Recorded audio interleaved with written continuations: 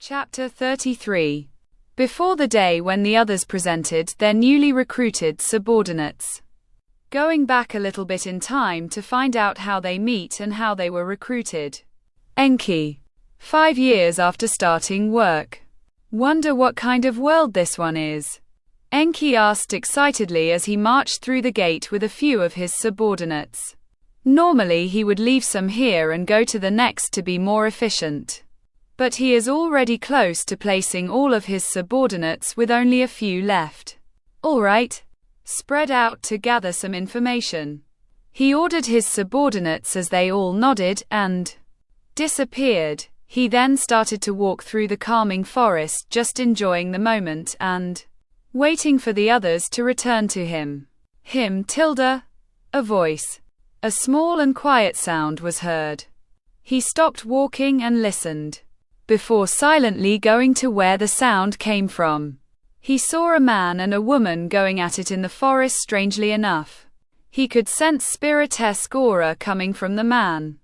HP. The woman moaned before coming into climax, after in which she passed out. The man pulled out and laid her neatly by the tree. He started walking away right after. Hey! Isn't that a bit rude, Mr. Playboy? Enki said as he shows himself from the shadows of the trees. The man reflexively turned and looked at him. Who are you? The man said, surprised. He observed Enki up and down. He felt Enki's hidden aura and the superiority he exudes. Me? Just someone passing by. Are you just going to leave that girl there? Enki said, looking at the sleeping girl leaning on the tree. This is how we reproduce. We captivate women and have them bear our child to increase our numbers. The man replied with a normal expression and tone. Not a hint of guilt. Why not just marry? Or maybe have a lot of wives? Why leave them after implanting your seed?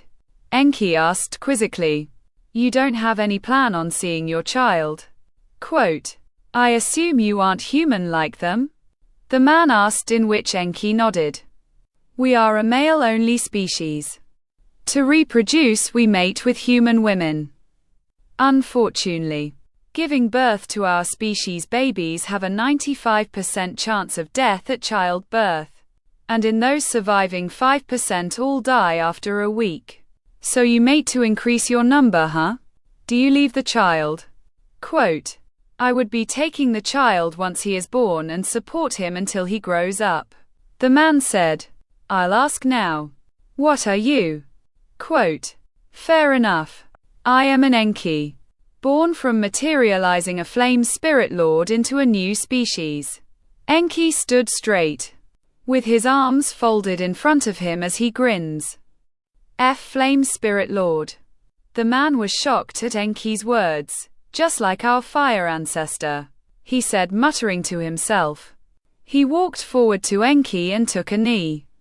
What's this about? Enki asked, confused shown in his face. This may be fate to meet you, my lord. I would be honored to work for you as your servant, he said with a determined look in his face. What's this all about? What do you mean, your lord? I don't even know you or your kind, Enki commented. Understood. I will explain my origin and why I would like to serve you. Quote, the man then explained everything to Enki. From the beginning of this world, a certain flame spirit lord was placed in here by a certain being, Veldanava. Due to the excessive magicules the spirit absorbed as he traveled through worlds, the magicules the spirit had was increasing day by day. No amount of releasing his aura, or blowing steam by firing of magics could decrease his magicules enough. He tried doing everything he could think of before he may explode from excessive amount of magicules. One of those ways is mating with a human woman. He realizes that his magicules did decrease much larger than releasing his power. He started mating with hundreds of females. Within just a month, when the time of the birth of his first child, He saw the female literally burn from the fires the baby exudes. Soon after, the other females also gave birth, and only a few survived the labor. Even they died within a few days. He continued mating more females as his magicule still increases with no signs of stopping.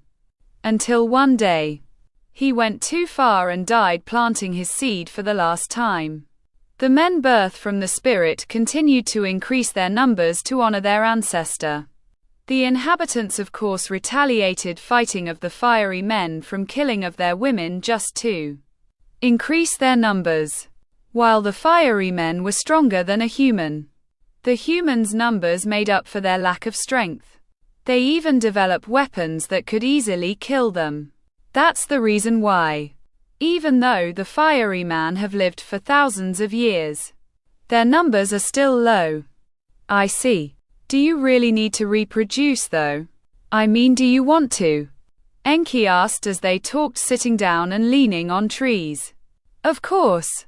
We have the obligation to spread the seed of the ancestor and increase our numbers, the man said passionately.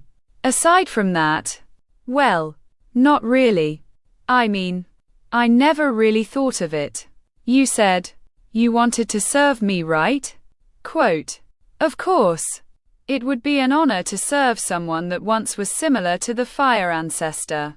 The man pounded his hand to his chest. Do you think the others of your kind will think the same for serving me? Enki asked, looking at the man with a serious tone. The man gulped from the tension. Of course. I dare say they'll beg you to let them. Good. They may be of use to Rimuru-sama, and we could increase their numbers very easily. The other Enkis returned. Enki-sama, we have information. They bowed. Good. Tell me about it as we travel. Enki smiled, standing up and looked at the man. Bring us to where the others of your kind are. The man nodded. Also, could you bring the woman to some settlement nearby? Enki said to one of his subordinate. Did you kidnap her from somewhere? Quote, she seemed to have been attacked by bandits and was traveling alone after losing her companions. The man shrugs. The nearest settlement is west of here, about 30 minutes of flight.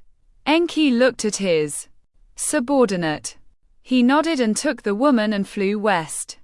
Well, let's go meet them then, Enki said as they flew following the man. Siren. 3 years after starting. Investigate the surroundings, Siren ordered her subordinates as she looked through the plains of the world she was standing in. The world was a simple plain world with sea and land territories, with living organisms living normally. The animals seem normal. No abnormalities on the plantations as well. Siren muttered, looking around her surroundings. Soon the others returned and discussed what they have gathered. The overall world was a normal one with no monsters or sentient beings to speak of. The atmosphere is covered in magicules and yet no monsters are appearing. The ground seems to be even more potent on magicules. The magicules of the air are probably just leakage of the ones contained in the ground. Siren said as she talked with the others. What should we do, Siren-sama? Asked one of the others. Try investigating the planet. Some of you dig through the ground, it could be in the plains or deep in the mountains, while the others take a dive on the oceans. Siren ordered a few of her subordinates. We have located the next gate, Siren-sama, one of the sirens said, just returning. Good to hear. Continue the investigation and relay to me the data gathered on a later date, Siren said as she started to go to the next gate. The others simply nodded in affirmation. Years passed since then and Siren was in HQ sorting out information when she came upon the report on this world. Huh? She unconsciously blurted out, looking at the report. She stood up and prepared to go to said world. She went to the halls with gates designated to all worlds marked by them and opened one before entering. Siren-sama Good to see you here. One of the sirens in the area came and bowed. I've read the report. Just to make sure, explain it to me in detail, and where are they? Siren said to the subordinate. The subordinate nodded and guided her to the others. As stated on the report, we have recently found sentient beings occupying this previously simple world. It was about a week after Siren Sama left that they started appearing. A week? It has been years since I last came here. Why has this only gotten to me now? Siren asked, surprised by how long this data has been. Forgive us, Siren Sama. They did not post any danger and everyone was busy at the time and we did not want to disturb Siren Sama for something unimportant. The subordinate said in a panic and bowed. It's fine, continue. Siren gestured, waving her hand for the subordinate to continue. Yes. They are sentient beings that are what looks like a materialized inferior water spirits, the water sprites. They seem to see us as their superior, considering they don't have any hostility towards us and follow our orders. So have you asked about their origin? Quote, that we have. They seem to recall being born from the very planet itself. They simply emerge from the ocean as their forms manifested. The subordinate explained. That is too vague. Anything else to add? Siren said, asking for more details. It is still a theory. But we believe that they manifested because of us sirens. Siren had a confused expression. From what? Her subordinate said. The subordinate simply smiled wryly at her master's confused face. Whenever one of us sirens leave this world, we felt a type of pressure released from us. Like we've been carrying something heavy or not breathing properly whenever we are in this world. After further studying about this phenomenon, we realize the world is discreetly taking magicules that we leak and more towards itself. I see. Siren realized what gist of the situation. They are born because of our magicules. Like a defense mechanism of the world making its own version of us to show it means no harm. This is also useful to gain our pity and gain a type of familial bond with those beings supporting this world. Impressive as always, Siren Sama. The subordinate smiled, clapping. The fact that the sprites don't show hostility and follows our orders support this theory of ours. How strong are they? Siren asked, already thinking if they can be useful to her master Rimuru. From the spars and experiments we've done by simulations with real monsters, they range in around a -- in terms of ranking. That's pretty strong, isn't it? Siren commented to her subordinate. They could deal a lot of damage even in the cardinal world standards. We believe this to be because of the potency of this world's magicules. It has a lot stored inside that creating them is simple and easy. The two finally arrived to the location. In here there are other sirens that are interacting with the beings of this world. Siren Sama, the subordinate said as they rushed and bowed their heads to her. The sprites looked confused for a second before seeing the aura that Siren emits. They soon followed and bowed their head as well. Some even going as far as to take a knee. Siren waved her hand, gesturing them to go back to what they were doing. They followed and started to spread out again, doing their designated jobs. Siren walked to the group of sprites, talking with one of her subordinates. The subordinate bowed as she came. I have heard about you, Siren said, looking at the water sprites. The sprites are nervous listening to Siren as she emits the aura of being the strongest in the area. I ask you, why do you listen to us? Siren said, looking at them. The sprites started looking at each other before one of them stepped forward. We follow the sirens as you, I mean. As mistress is of a superior kind to us. We accept our difference in strength and have decided to follow the mistress people. Is that so? Siren voiced, and the sprites all nodded their heads. So if I ordered you to fight for me, quote, We will fight. I see. Siren smiled at them. They could be useful to Rimuru-sama, although their numbers are still small. Let's wait it out for now. Late.